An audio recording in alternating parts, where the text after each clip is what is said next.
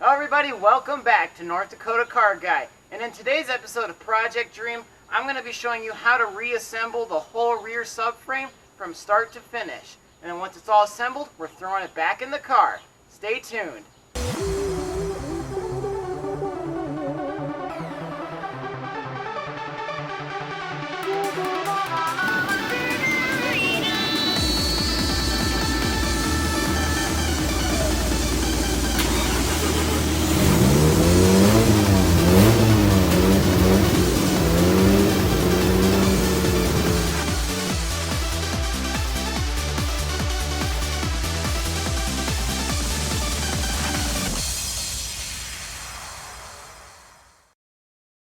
Alright, welcome back. If you guys are new to the channel, my name's Adrian and this is Project Dream. If you guys got any questions on anything I'm doing in this video, be sure to leave it below and I'll answer to the best of my ability.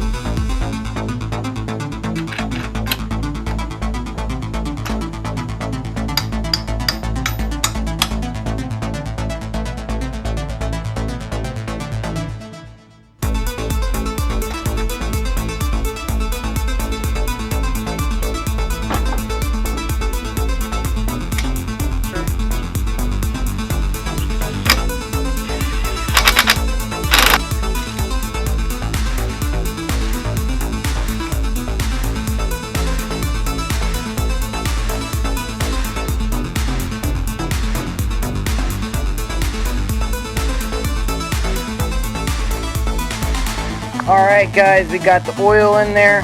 Now all there's left to do is to throw this guy into the car.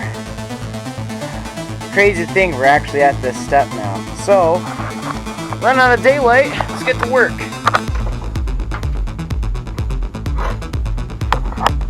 Alright, so before we go ahead and finish up putting the subframe in, over here on our front subframe riser pieces here, these are going to be like swivel pieces. So I'm going to go ahead and throw some anti-seize on there just so that they don't get stuck, they don't squeak when they move, and all that goodness. And it acts kind of like a light lubrication as well.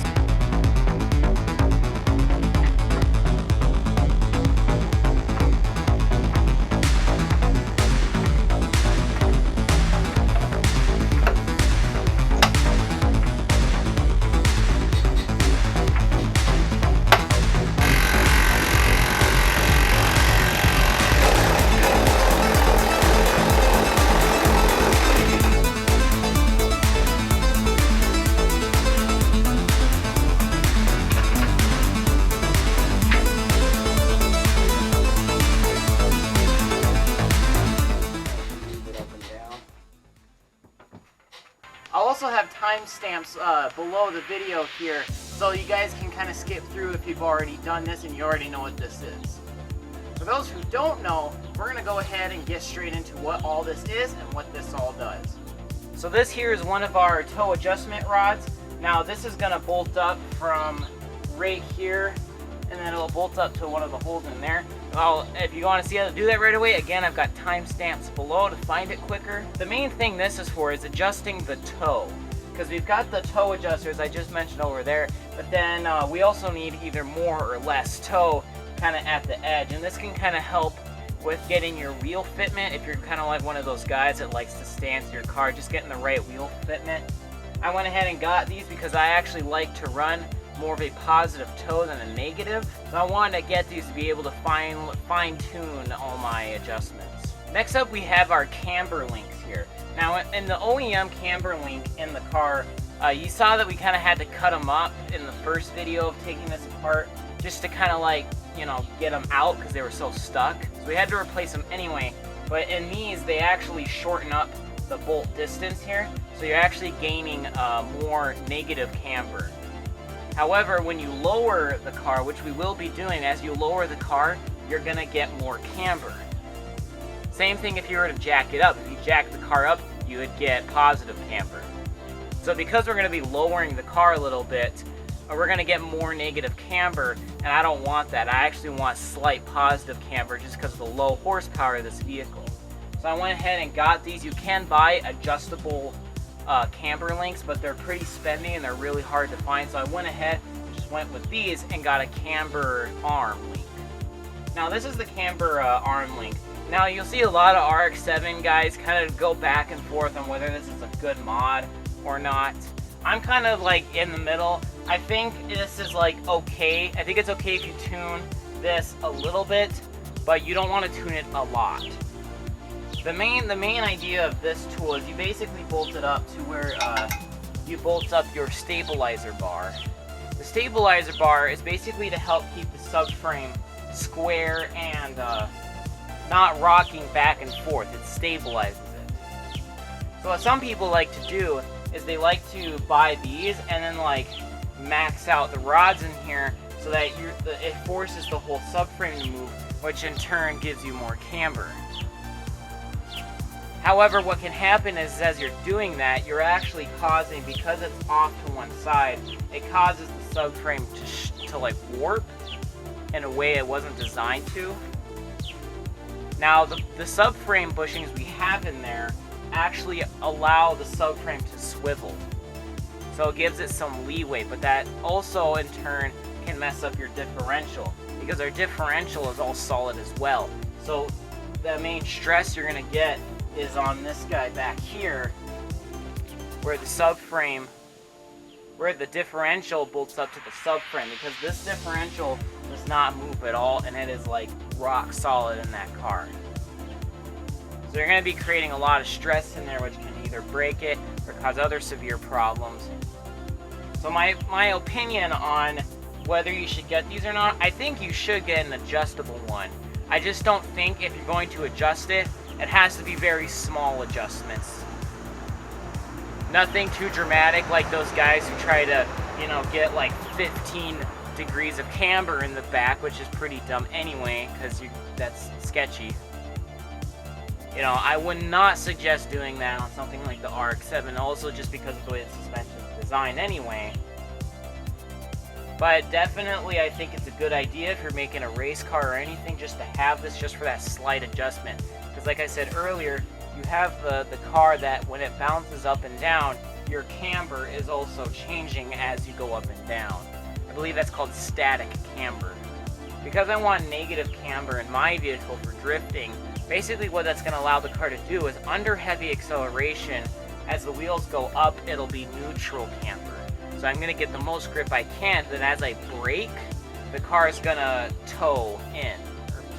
The car is going to get positive camber as I brake, allowing the car to turn in and drift a lot easier.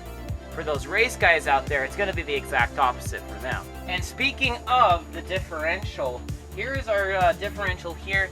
Now, I do have a video. I'm not sure how I'm doing the videos. I don't know if it could be out yet or not. Hopefully it is. But we have a fully locked differential here. So if I pull this up and I spin this, this motorcycle will by. Now we have a fully locked differential. Now this was custom that I made. And as we spin this here, you can see both sides, and they both spin equally. I have a limited slip differential in here, and so I could not find a open diff that you can normally just weld. So if you guys want to see more about how we did that, I'll have a link in the videos below of how to do that, or it'll be somewhere in the playlist of Project Dream. And then we go ahead and we got solid bushings. Now this one's going to be really dependent on if you're doing a race car or just a, you know, autocross Sunday drive. These are going to cause a lot of noise in your car. Those ones kind of too, but not so much as the diff, because the diff, I mean, it's making noise, it's a moving part. So when you've got that directly bolted up into the car, you're going to hear it and you're going to feel it. For me, this is exactly what I want because I want the most precise driving I can, given the fact that you're drifting up against walls and stuff. I don't want any weird floppiness in the back. I want it to be solid, so that's what I went for. Now we've got our left side arm here. This is basically going to be the equivalent of a like wishbone suspension. You know, this is going to be like that part, just a little bit funky. This hole back here is where we're going to put in our toe adjustment. This is another solid bushing we made here. And then on our knuckle here, is what we're going to call this is the knuckle. You can see we've actually got our toe delete in here. And the toe delete basically is going to screw into this front piece here. And it causes this basically to be solid instead of this. Now this would be facing like the front of the car and the back of the car. Normally this all actually could like shift and move. It would only move negative camber or positive camber, or toe and negative toe, right? It's all very slight. I'm making it more dramatic than what it is, but when you're drifting, you will feel that. So like again, if you're getting just a Sunday driver, autocross type thing, this may not be what you want to do. You know, it may not be worth the money to do all this, but for drifting and getting the most precise driving possible, these are all definitely a must. Is getting this bushing up here and that bush and that toe eliminator bushing down there. And then the back of up here, we've also got another BPM part up here. Now this is a solid bushing up here. That's basically, this connects to our toe adjustment on the subframe. And this is just all solid bushing as well. And we've got these little, get it out. Can't get it out, but there's little pieces that you stick in there, and that's gonna space this out so you get a nice flush fit. Alright, so now that we've gone over everything, it's time to finally get this stuff installed. The first thing I'm gonna install is our two side control arms here. We're gonna go ahead and get those in. I am using basically all new bolts around except some of the toe here and the mounts. For two of the mounts for the control arms to the knuckle, just because I couldn't actually find any. Same thing with these camber bolts here. These are all brand new bolts. I highly suggest if you've got a pre-rusted out car like mine is, just to get all brand new stuff. I mean, it'll save you a lot more trouble in the future. Just make sure all your safety regulated stuff is on here so none of these bolts snap as you're driving. If you guys are curious, you should definitely look up what happens when these snap. Not that these actually snap, but the bolts and stuff that snap, it looks pretty horrendous and it can cause a lot of damage. So make sure you get this right. Countdown to midnight, we're slaves to the moonlight. Take it up into the highest gear.